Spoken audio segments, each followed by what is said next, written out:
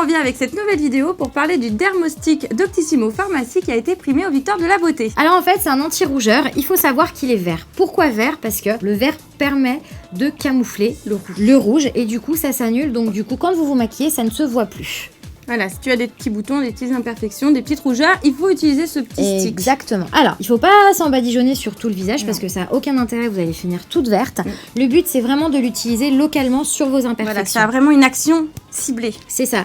Et il est à base d'acide salicylique. Alors, à quoi ça sert l'acide salicylique? Ça sert à assécher. Exactement. Voilà, pendant la journée, tu mets ce produit, ça va permettre d'assécher le bouton et du coup de le faire disparaître. Exactement. C'est pas un traitement. Alors, on va le on tester. va le tester, donc voilà. On va le mettre, bah vous voyez, là elle a une petite rougeur et ici aussi, donc on va tester sur les deux. Donc vous en mettez juste dessus. L'idée par contre, c'est vraiment de l'estomper au doigt, parce que si vous l'estompez au pinceau, bah vous allez vous en mettre partout. Donc c'est de l'estomper au doigt et de l'étirer légèrement, en fait de tapoter dessus et de l'étirer légèrement. Ça tâche pas de toute façon. Non, ça tâche pas.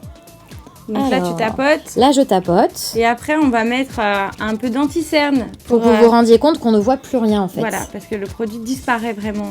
Disparaît, c'est magnifique. C'est magique. Donc voilà. J'en ai autant, petite tache. Non, mais c'est tout petit. Ça m'inquiète quand même. C'est tout petit. Ensuite, deuxième étape. Anti-cerne. Anti-cerne ou fond de teint ou peu importe ce que tu vous peux rajoutez appliquer ton fond de teint par-dessus. directement. Peu importe. Donc là, on a un anti-cerne sous la main. Donc on va faire anti-cerne, que j'applique aussi localement, puisque je vais pas la badigeonner entièrement d'anti-cerne. L'anti-cerne, ça se met pas partout. De base. Et pareil, hop, je vais tapoter dessus. Et là, on voit bien que... Alors, on voit les traces où il y a l'anti-cerne, évidemment, parce qu'on l'a fait localement. Il n'y a pas de fond de teint en dessous ou quoi que ce soit. Après, il faut poudrer. Après, il faut poudrer. Mais on voit bien qu'il n'y a plus cette couleur verte qu'on avait au départ. Les deux petites rougeurs qu'elle avait sont camouflées. C'est ça surtout qui nous intéresse. Ouais, c'est ça. Et que du coup, bah, vous pouvez vraiment l'utiliser, même si vous avez plusieurs rougeurs sur le visage, vous pouvez l'utiliser camouflé, ça ne se verra pas. C'est vraiment, ça s'efface en fait. D'accord. Tout simplement. C'est un produit à avoir dans sa salle de bain, quoi, dans sa trousse de c'est maquillage. un produit à avoir dans sa salle de bain, surtout que quand on a des rougeurs localement ou autres, c'est vraiment pour les petites imperfections et c'est vraiment sympa à utiliser. C'est très facile à utiliser, vous venez de le voir.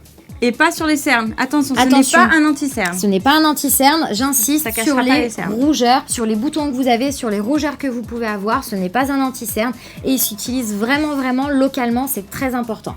Bon, bah écoute, très bien. On a appris tout ça. On va aller le mettre dans notre trousse de maquillage. Exactement, c'est un indispensable. Et on vous fait plein de gros bisous et on vous dit à très vite dans de nouvelles vidéos. Ciao.